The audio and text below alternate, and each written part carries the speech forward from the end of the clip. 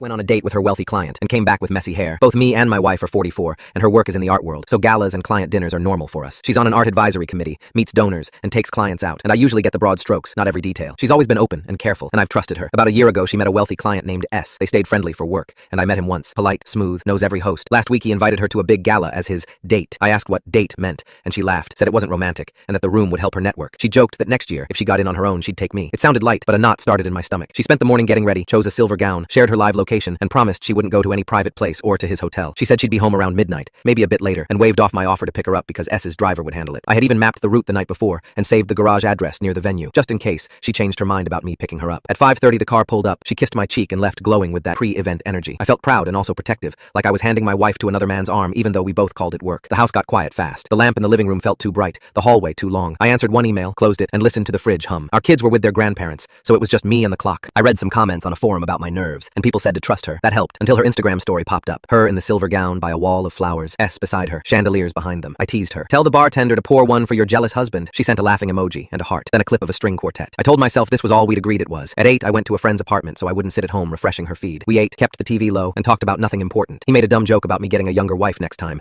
and I laughed because I needed to laugh. I got home around 10 and called her. She sounded excited and a little breathless and said the auction was wild, and she'd met 3 board members who listened to her pitch. I told her I was proud. At 1, I saw more posts, a selfie with curators, a dance floor clip, and a shot with people someone labeled as royals. My stomach turned, not because of titles, but because the night wasn't ending. At 1:30, she video called from a powder room with soft gold light, hair a little out of place. She said she'd sleep at a female friend's place because it felt too late to cross town. Her friend leaned in, said hi, and asked if I was okay. I said yes because I didn't want to turn a practical call into a fight, and I liked that they checked in. She said S had already gone home, thanked me, and hung up. I lay there staring at the ceiling. We had said midnight. I dozed and woke and checked her dot, and dozed again until the sun showed through the blinds. At 10, she came home with her heels in her hand and her clutch under her arm. Her hair was messy, her gown wrinkled at the waist, her smile easy and tired. She kicked off her heels by the door, rubbed the mark they left on her toes, and laughed about how the floor of the after-party was sticky from spilled champagne. I brought her juice and water and set both on the table. She dropped her things, asked for orange juice, and went to sit in the sun. While I made eggs, she told me pieces of the night, who she met, who recognized her, which donor talked about funding a program. She said the auction ran long, the after-party moved rooms, and the car line crawled, so she and 2 friends crashed at one friend's place nearby. I asked soft questions, what time they left, how far the place was, if S was there when she left. She said they left around 1. It was a short ride, and S said goodbye at the curb. None of that proves anything bad or good. It was just a night that didn't match the plan we agreed on. I picked up a few sequins that fell from her dress and tried to listen to my own thoughts. I kept returning to the same point. She didn't do anything I can name as wrong, and I still felt the sting from watching her be introduced as someone's date, in a room where people assume date means more than +1. It looked like a couple in the photos, and maybe that's how those rooms work, but it stuck to me. I can live with late nights and big rooms. That's her world. What I need is for the promises to stick too. The big one last night was to be home by midnight, or let me pick her up, and neither happened. On paper, that's small. Inside, it's the part that hurts. I love that she's ambitious and fearless, and I want to be the guy cheering at the edge of the stage, not the one counting hours in a quiet house. I also want a line we both hold, even when the music is good and the car is waiting. So I'm not accusing